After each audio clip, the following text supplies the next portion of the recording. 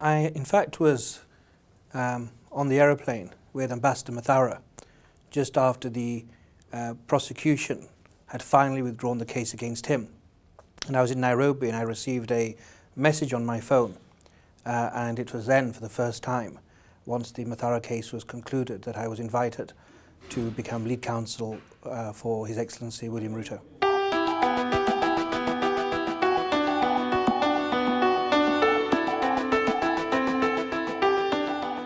The pursuit of justice. I mean, it's often thought that because the defence is on one side, the prosecution are doing God's work, are on the side of righteousness, and the defence are rather shady characters. What inspires me is the ethos of the bar, that whether you're the prosecution or you're the defence, or you're acting for the victims, a principle that should unite us is our pursuit for the truth and the pursuit for justice, which is greater than an individual interest in a case. So that's, in this case particularly, I've been very fortunate. We have a case that's strong, a client we say, not only on instructions, but based upon the evidence, is absolutely innocent, and a prosecution that should not have been brought. And so it's very easy to get inspired. It's not difficult. I think the key, whether it's law or whether it's any area of life, whether it's football with a football player or whether it's accountancy or politics, if one enjoys what one does, stress is managed automatically.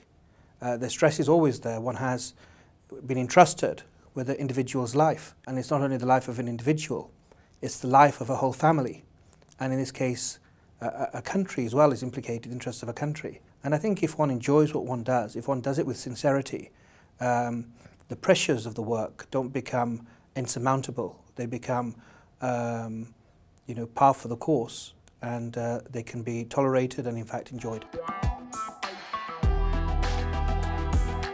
I was the first member of the English bar recruited by the Office of the Prosecutor of the ICTY, and I've acted as prosecutor not only domestically in the England and Wales, but I've acted as a prosecutor in the Yugoslav Tribunal, in the Rwanda Tribunal. I've acted as lead counsel for the largest group of victims in the extraordinary chambers of the courts of Cambodia. In the first case, I did that pro bono for the largest group of victims, and I've also had the honour of representing the defence bar. So I'm not parochial, I'm not wedded to one side. I have had the distinct privilege of prosecuting, defending and representing the victims. I think Stephanie should ask the question to somebody who is used to turning truth into lies. I have never experienced it. That's private and it's not for public consumption. It's a privately funded case. I'm instructed to represent Mr. Ruto as long as the case continues and as long as he wants me. Again, no, the answer is no, we don't do that at the criminal bar, but in any way it would be a private matter. But no, the answer is no. Well, it's a matter for the court. From our perspective, it's going, from the defence perspective, it's going well. I think the prosecution may have some concerns. But from the beginning, we've said this is a case that should not be brought. It's important for your viewers to understand the defence position from the outset. It's been consistent since the moment I was engaged to lead this team. This is not a case where the prosecution have not managed to investigate a guilty man. This is a case where they've got it wrong from the start. They've got it wrong because of systemic and widespread failings in the prosecution that was infected during the Ocampo regime. That is not hyperbole of the defence bar. That office has been repeatedly criticised by judges. One needs only look at Christine van Wijngaard's opinion in the Kenyatta case, the comments that she made in the Katanga case regarding the systemic, widespread and flagrant violations and failings and deficiencies of the OTP. So we think we are making inroads on showing some of these deficiencies. Of course, we're limited by the prosecution, the witnesses the prosecution bring, but so far we think we have demonstrated. Of course, it's a matter for the judges. They're the ones that are important. Their vote counts, not my personal views. But we've tried to the best of our abilities to make as much of the proceedings public as possible. Very often the court has not felt able to agree with us for reasons of confidentiality of information. Quite a lot has been in private, but we are very satisfied that with the witnesses presented so far, we have managed to shed light on the accusations and actually separate truth from fiction. The fiction of the prosecution, as opposed to the truth that we have hopefully presented before the judges. Well, I'm not sure witnesses have been and are being intimidated in this case. As I said, I've prosecuted and defended and represented the victims, and every single case I've been involved in has been headlined by this is unprecedented witness intimidation, unprecedented this and that. I mean, one needs only Google Charles Taylor.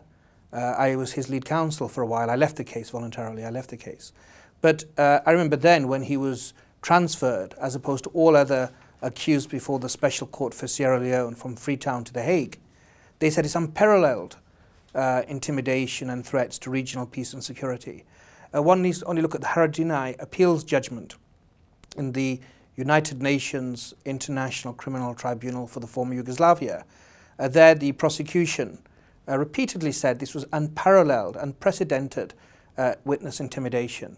So whether or not it really is another matter. The difficulty for the defence is an accusation can be made, but until we get the material, how can we confront it? How can we test it? How can we show that that may be nonsense? And of course, individuals may have certain interests to say that they are a threat, whether it's benefits or relocation or additional advantages that they may give depending upon what they say about their security.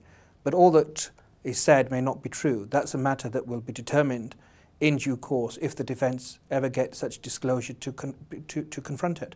So I'm not convinced that there is witness intimidation. That's that's one thing.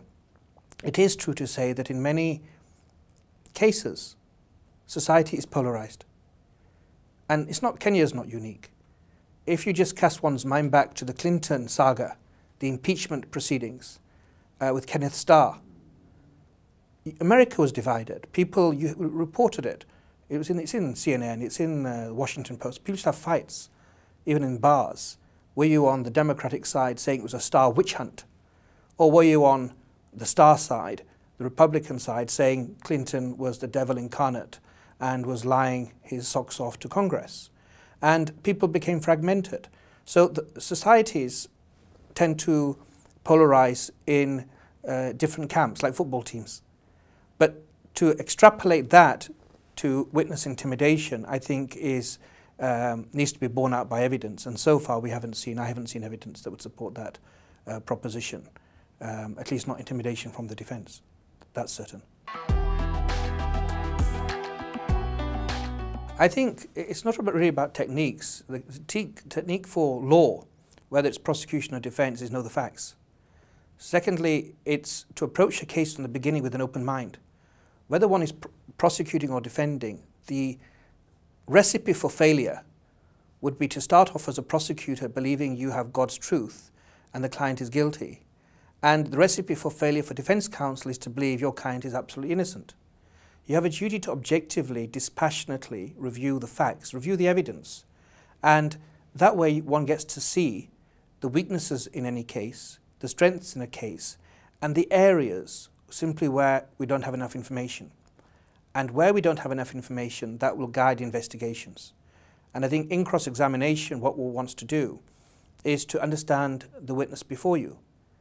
Sometimes it's not the case that a witness, sometimes witnesses are telling the truth completely. Sometimes they're telling the truth and also mistaken. Sometimes they're telling the truth and lying, and sometimes it's a lie from start to finish. And one needs to have a barometer and assess by way of objective evidence and one's experience and understanding which category a particular witness falls into. And that requires sometimes continuous review. You may get a good understanding, but one gets the benefit also of increasing one's understanding once the witness takes the oath. And I think one can't be too rigid about these things. One needs to look at the witness before one and make an assessment. And ultimately, it's not about smokes and mirrors. It's not about clever lawyering. It's about assisting the court to get to the truth. And as I said, every case is different. In this case, we're very lucky because there's no-go areas.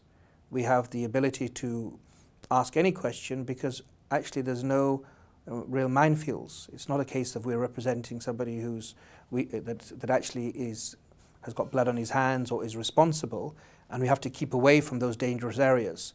We actually say from start to finish, it is balderdash, it is nonsense, it is fabrications to say that William Ruto in any way was involved in the post-election violence that sadly befell the people of Kenya in 2007 and 2008.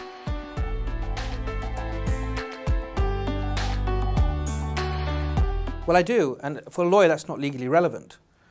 You know, a lawyer must simply follow the instructions of a client, pursue his own strategy, and act in accordance with the rules of professional conduct.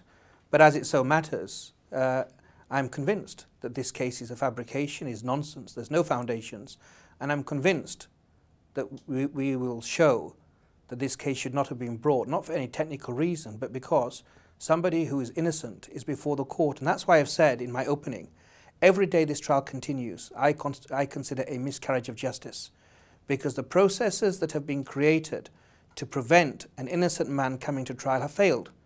Confirmation should have prevented it, and it didn't. It failed to prevent it for President Kenyatta, it failed to prevent it for Ambassador Mathaura, it failed to prevent it for Joshua Sang, and it failed to prevent it for Mr. William Ruto.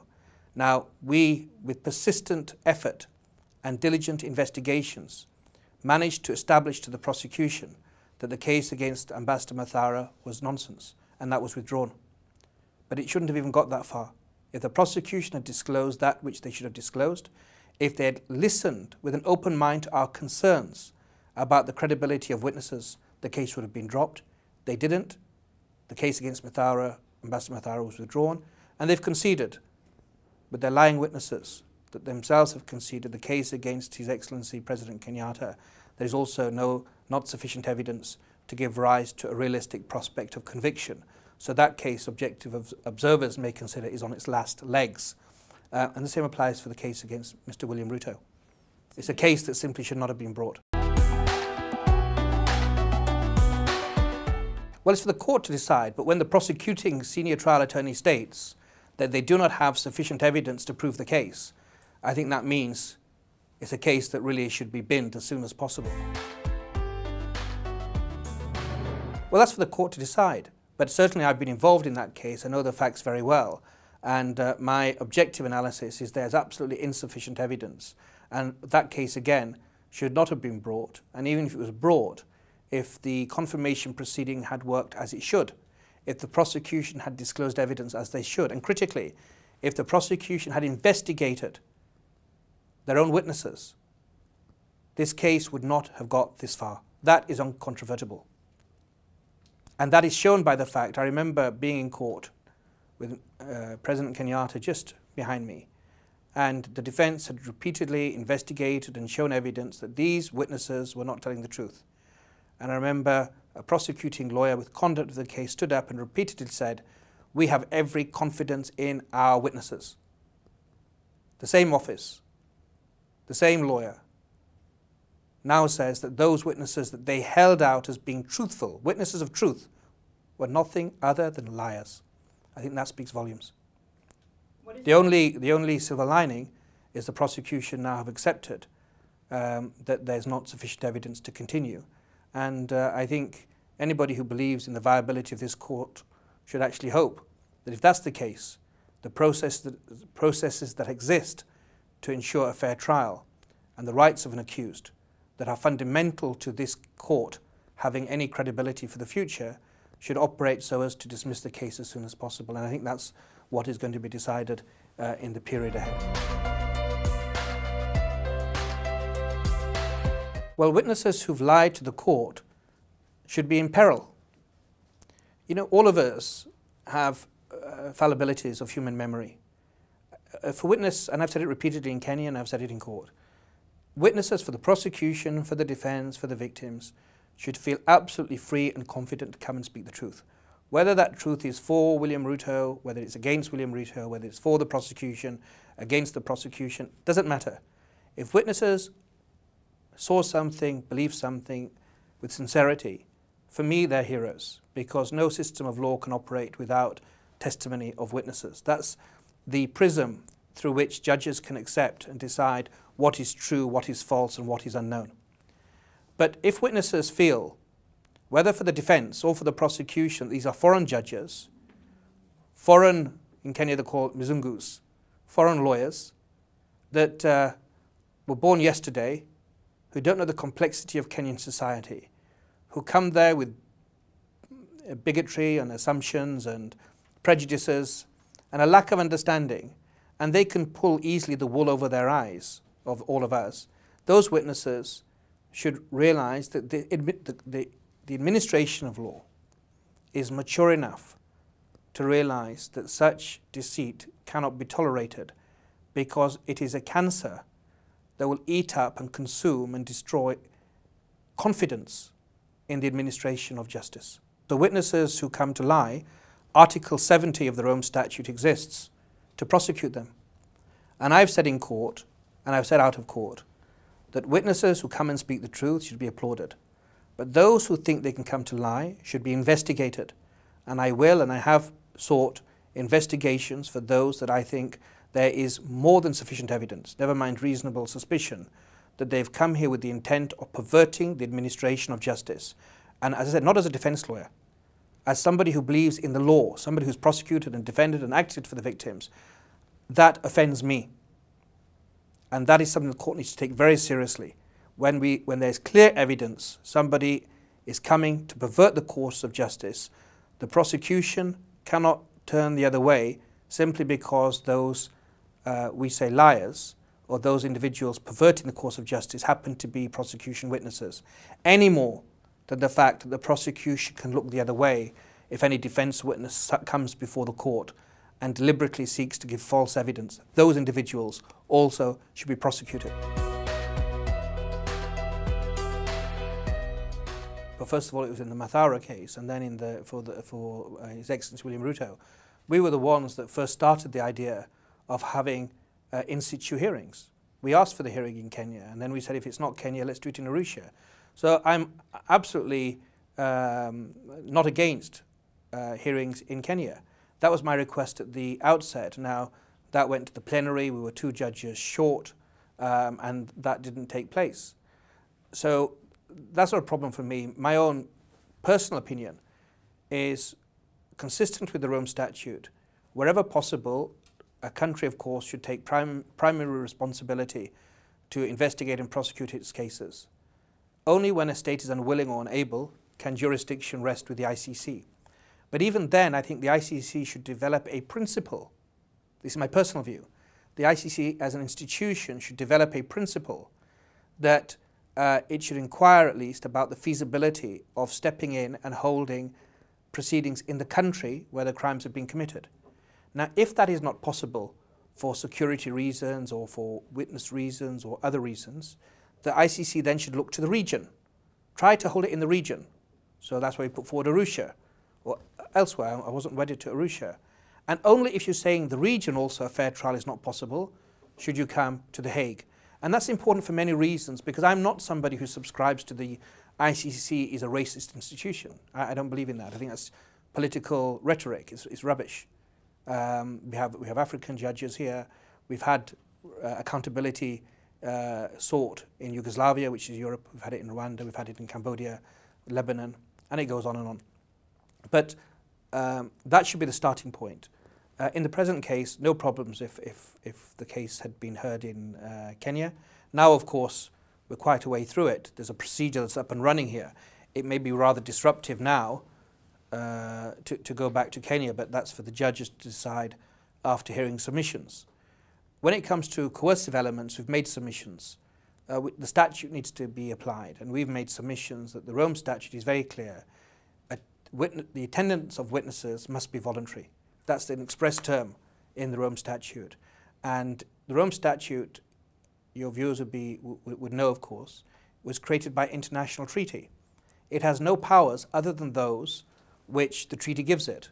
And the Rome Statute is very clear that witnesses' attendance must be voluntary.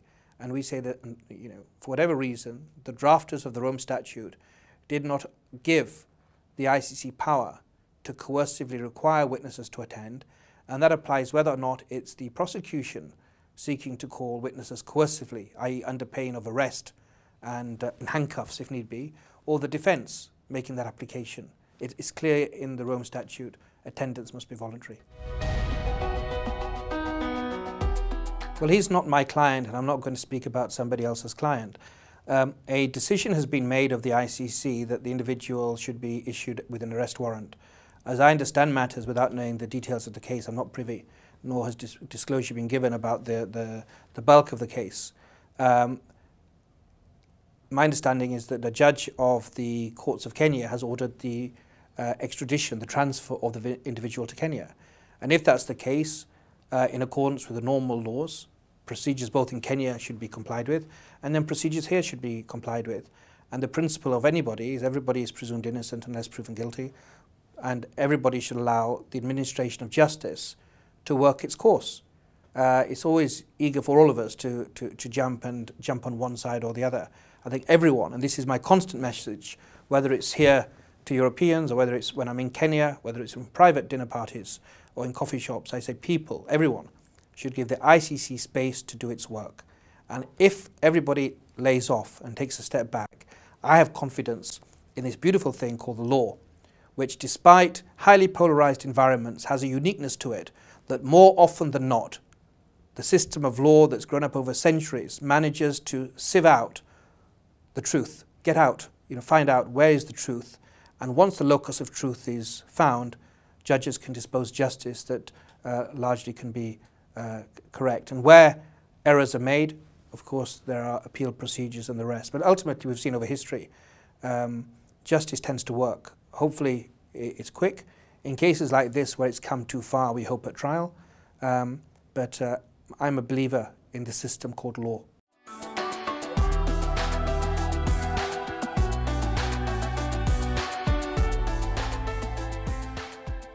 Well, he's a civilian. Mr. William Ruto is not a military junta leader.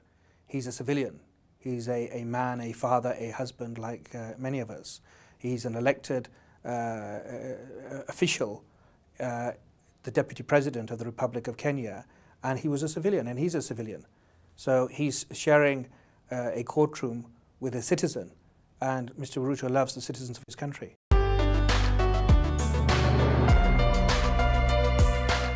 I'm not going to comment on that. Sometimes it's these fringe players have to take center stage, or they become part of the stage of legal proceedings. But my focus really is ultimately who is responsible.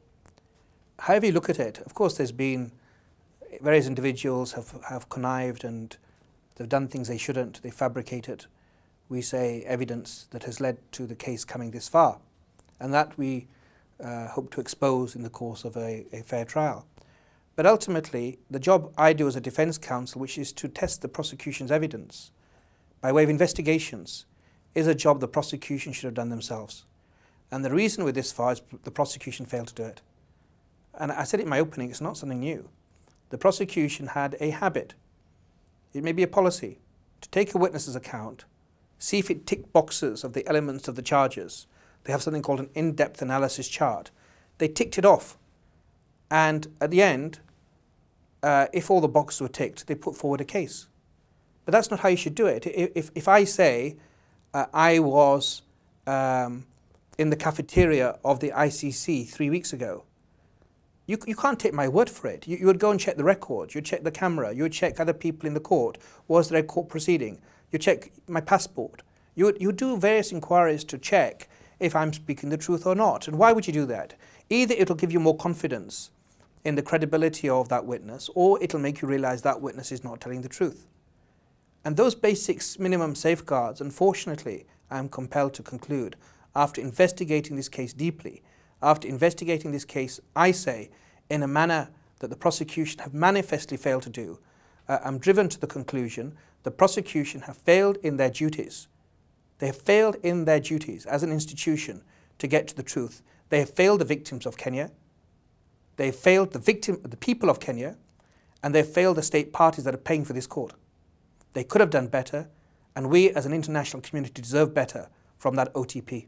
It's a shameful period in its history. one can only hope that the process of law can be swift enough that it can be ended and clarified as soon as possible.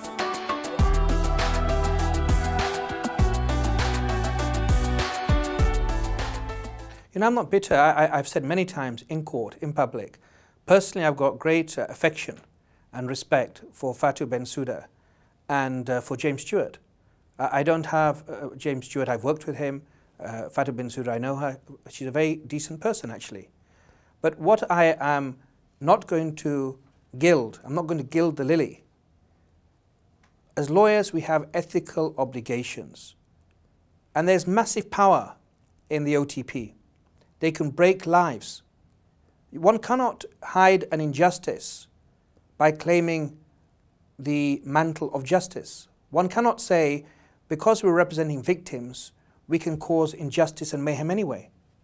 One has to moderate one's conduct with a sense of responsibility, knowing that if we charge an innocent man with the most serious crimes, it can have tremendous personal consequences on that person's family.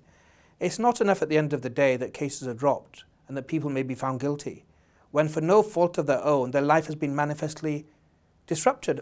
Would it be fair for you, for 3 years of your life, to be put on hold?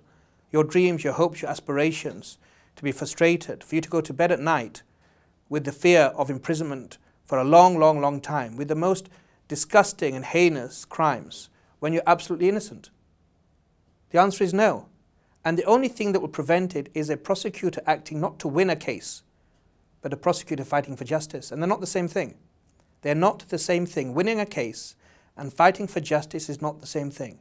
Because winning a case denotes a connotation of, regardless of anything, one sticks to a narrative one has set upon at the beginning.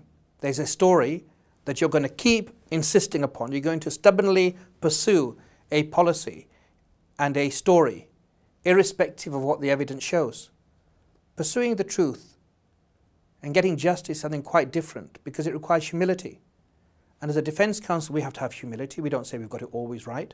You keep re-evaluating the case. Have you done the best you can do? Have you investigated as deeply as you could? The prosecution are compelled, we say, to the same standard. They need to check their evidence, and they haven't done so. And one thing I am not going to be shy about, whether I was a prosecutor, domestically or internationally, or victims counsel, or for the defence, I am proud to say I believe in justice, and I will not gladly, easily go quietly into that good night where injustice becomes prevalent and face-saving exercises become the order of the day. I'm glad to own it, that is not something I will ever have an affinity to or have any loyalty towards. Justice means going for something, pursuing something and looking for something, regardless of where the dice may fall.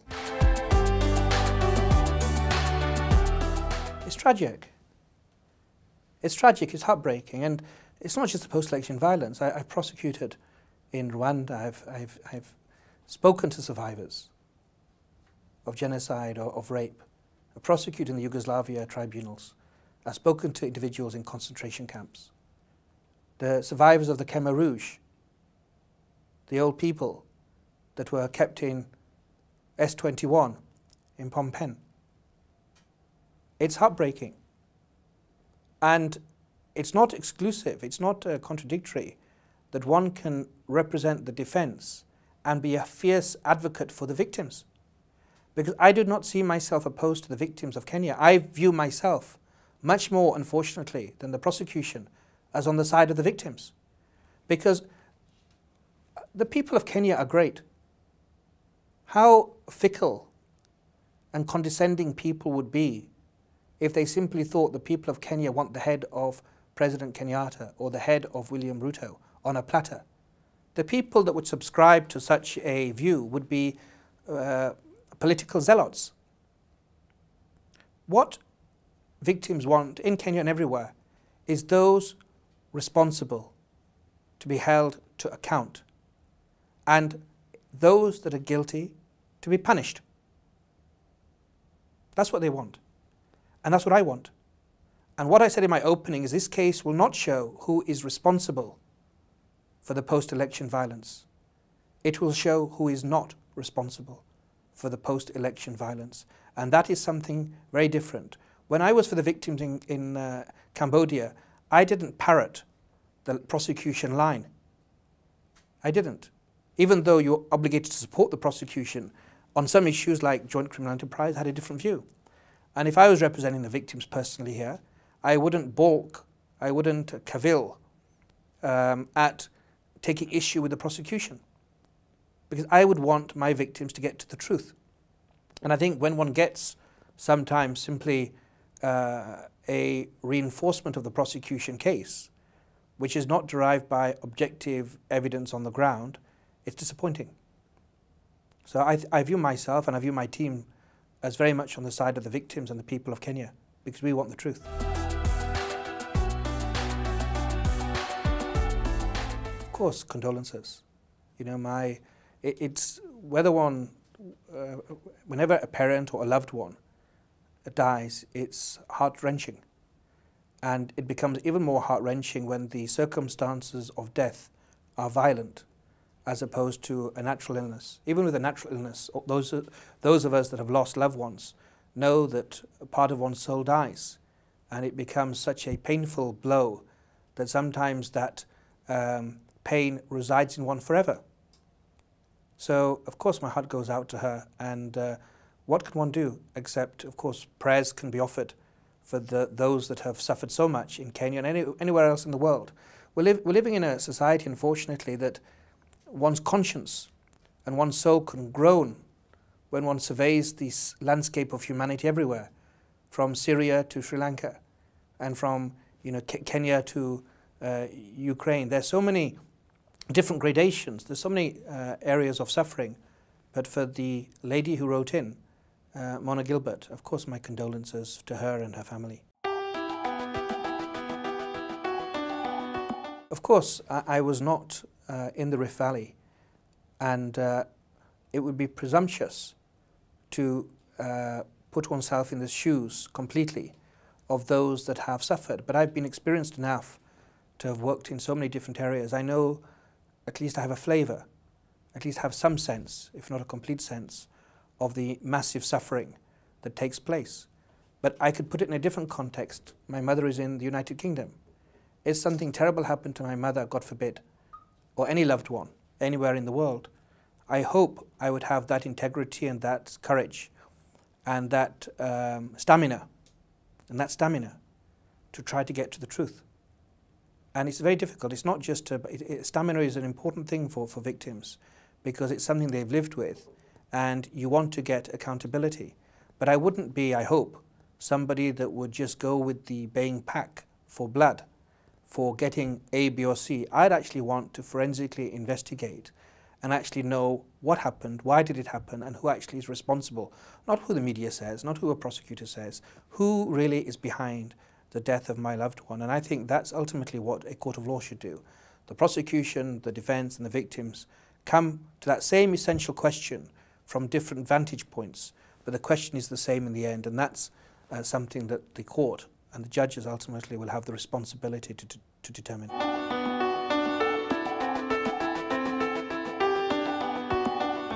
Well, I don't think that's exactly the ruling at all. I think one should look at it.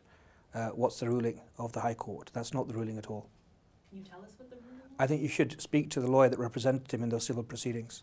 I have conduct of the case at the International Criminal Court, but it's not as you portrayed. Well, if I'll answer them at all, because what if questions are often not the best questions for lawyers to answer at all. Soothsayers, perhaps. I'm not going to answer that question. That's a matter for Kenyans. But Kenya is a mature society.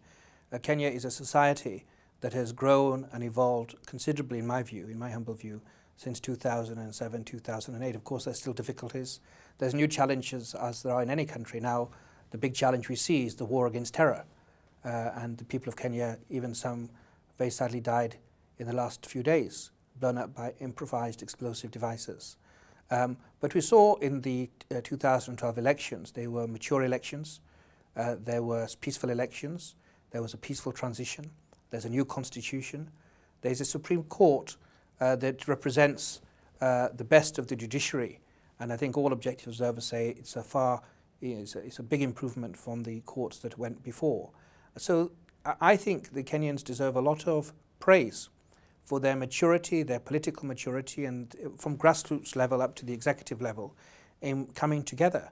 You know, the United Nations in many other countries that one could think of spend billions of dollars over many, many years trying to get people to reunite. And that has happened in Kenya via a democratic process without really the assistance or without the requirement of massive aid from outside. It's a self-built system after the very terrible events of 2007, 2008. And for that, I think the people of Kenya deserve a great deal of applause and congratulations. And it gives me confidence that Kenya, regardless, would act as a mature political sovereign state, and that the people of Kenya themselves are responsible and mature enough to know that they never want to go back to those dark days that befell the country in 2007, 2008.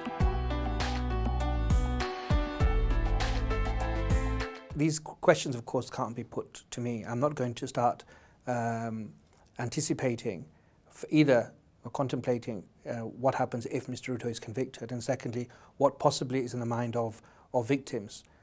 Victims, of course, have representatives. They can speak for themselves. My view today is where are we at? We're at a position where for the first time in history, a head of state and a deputy head of state are voluntarily cooperating with a court.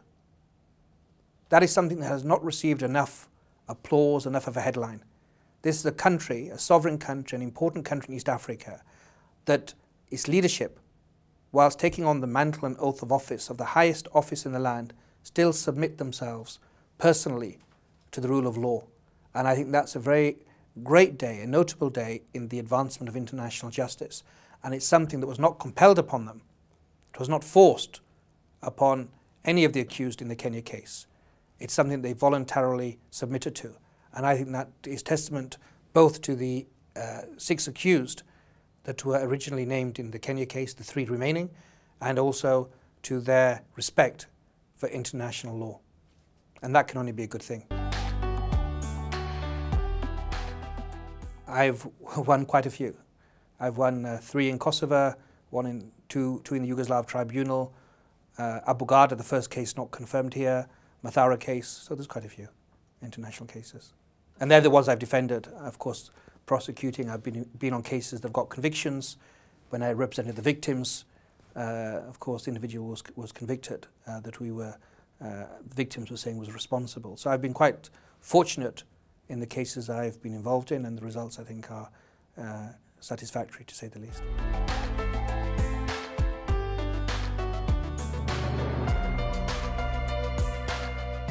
William Ruto is not Charles Taylor, and that should answer it. I devised a plan after consultation with the client that additional time was needed and additional resources were needed, but principally time. And that led to a strategy that led to me walking out of court on the 4th of June 2007. So you can speak to Taylor's family, they can confirm that.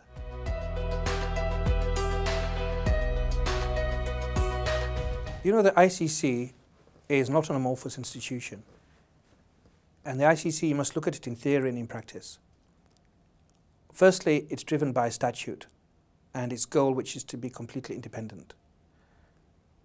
Secondly, it's the personnel. And a court, whether it's in the United Kingdom or whether it's in the ICC or anywhere in the world, it will not operate, it will not succeed by having a good statute or good constitution. It will succeed by having good people operating it with a spirit, applying the spirit that underpins that statute. So the ICC is going to be as independent as its prosecutor, as its judges, as its registry, and as its defence counsel are. And so its independence may not be static, it may be evolving over time. Certainly the ICC is depending upon funding from state parties, certain other imperatives. And so there's always a risk that any court, whether it's the ICC or even domestically, one always needs to view the pressures or the interests that may affect any party, prosecution, defence or judge, carefully.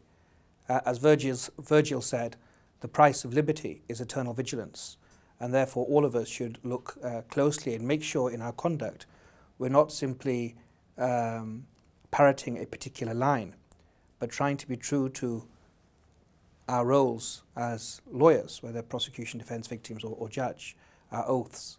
And only by that adhesion to that principle greater than ourselves will justice fulfil its potential, or will the rule of law fulfil its potential to do justice. I hope that answers. Well, I think the African Union will speak for themselves.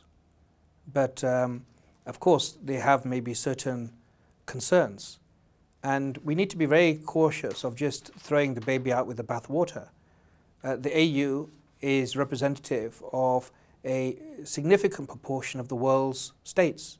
The most countries in the world are in Africa. It's a massive geographical area.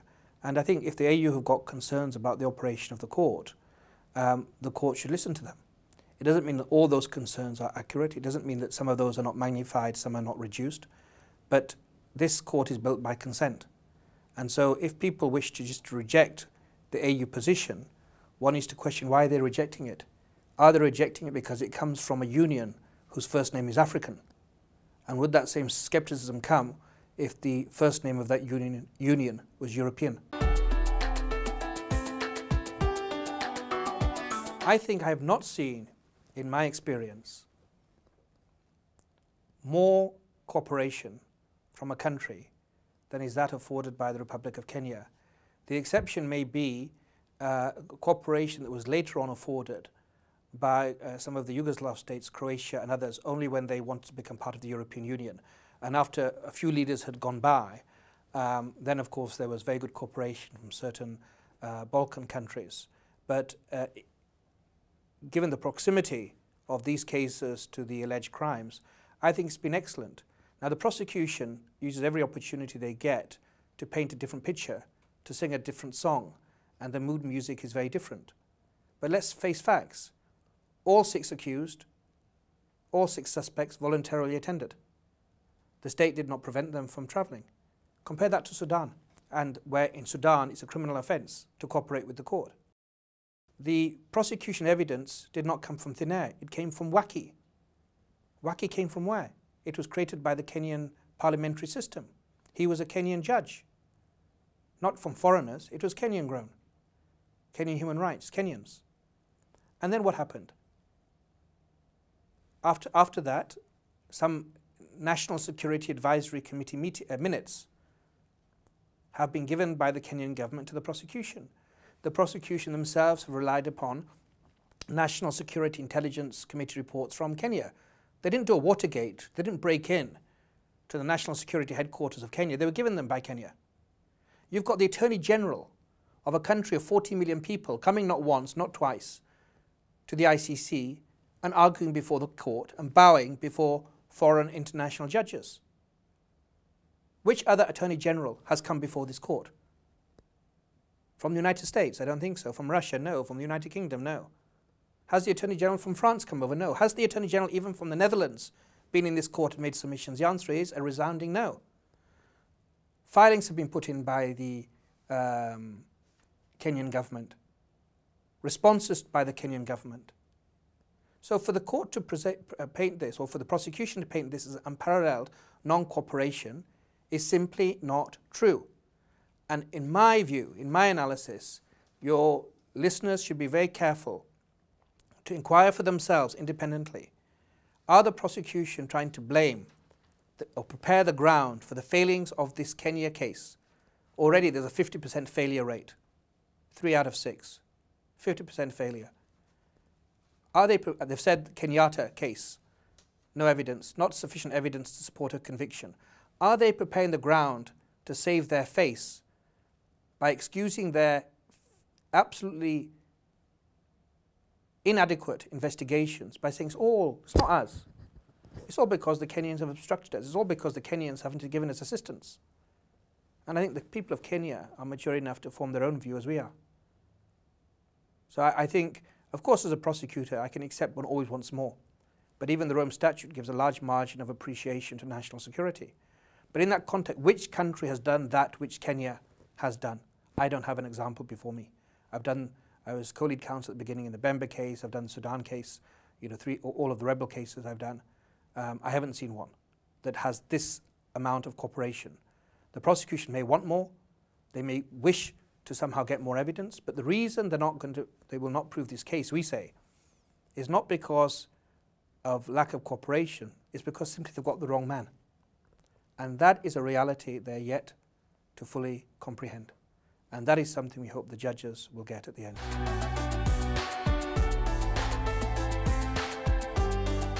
Well, he's very charming. He's always got a good sense of humour. He, of course, it's easy. One can always take instructions at the time, but it can help, but also it doesn't really make an awful lot of difference in a practical sense, because we've spoken to him many times in Kenya. We've taken instructions from him in Kenya. I can speak to him on a phone anytime I want. He takes my call. He makes time to speak to me, and so really, I'd put it differently. I'd say it's a pleasure, in fact, for me and the team to represent William Ruto. Whether he's here or whether he's not here makes no difference. One thing really that distinguishes him on a personal level is he takes a huge amount of interest even in the most junior members of the team, even the interns. He will get to know their name and say, address them by name, very, very friendly. Even, there's no cameras in the room, nobody's there, it's just us. And he doesn't just talk to me and ignore everybody else. Even the most junior members of the team, he's very, very kind to. He's a kind person. And I think that's why the team also have, apart from their objectivity and their professionalism, they all find it a pleasure, in fact, to represent somebody like William Ruto. We've all had clients that are ogres and that have tempers and are very difficult clients. Mr. William Ruto certainly is not in that category. I wouldn't presume to give Her Excellency, Madame Bensouda, bedtime reading advice. Yes, I would, but it depends upon the job. But I doubt they would do so. I'm a Muslim, an Ahmadi Muslim. I do. I hope not badly.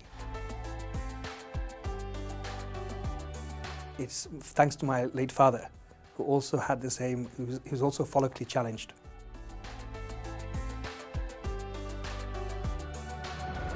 Manchester United. I'm having second thoughts since David Moyes took over, but there we are.